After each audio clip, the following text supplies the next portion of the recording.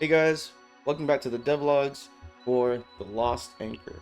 Yes, that's the title that I finally decided on. I've had it written down for a long time, but you know what? I'm gonna actually run with it because that's the title of my book that I'm writing for the story. So why not? In this episode, I want to go over the crystal system, which is basically my navigation system for tracking objectives in the game.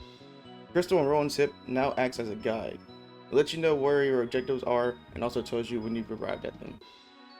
When I started this system, the first thing was actually just to make the crystal itself the object where all the effects would come from. That way it feels like it's naturally tied to the character, instead of just a UI marker floating on the screen. Once I got that set up, I had to dive into Godot's particle system, and that was pretty crazy. If you guys don't know, a lot of this stuff is like my first time, this is my first time ever working on a game. I've always wanted to work on games since I was a kid. I couldn't never figure out Blender, and now that I finally have somewhat of a small grasp on it, I just jumped in.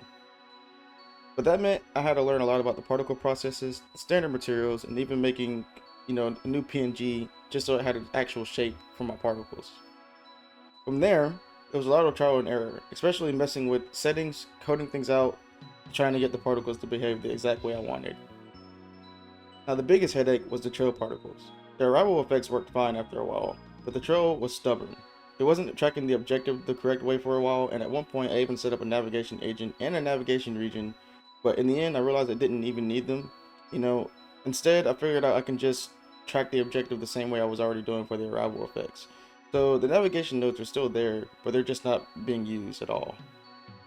Eventually, I figured out the problem with the trail, which was also the particle velocity.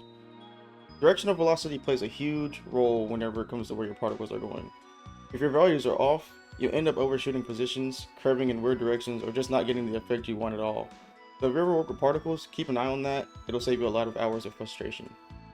But with all that fixed, the crystal system is now working completely. I'll show it off here. As you can see, when you walk in the perimeter, which I'm using my hut as a test, you can see the crystal glow. There's a vibration on the controller, just a slight small one, and the glow particles start flowing upwards. And when you leave the perimeter, it automatically turns off, and if you stay in the perimeter, it also has a set timer.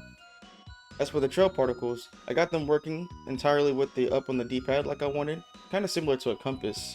The trail particles shoot out from the side where the crystal is, and curve, which is a visual thing that I wanted, and they set off a faint glow just so the character knows that something is activated.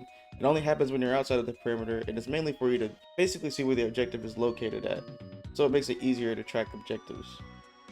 Everything else I built so far, like the equipped and unequipped system, the movement system, they're all still working fine perfectly along it. But lastly, after all that work, I do have a small teaser for next time.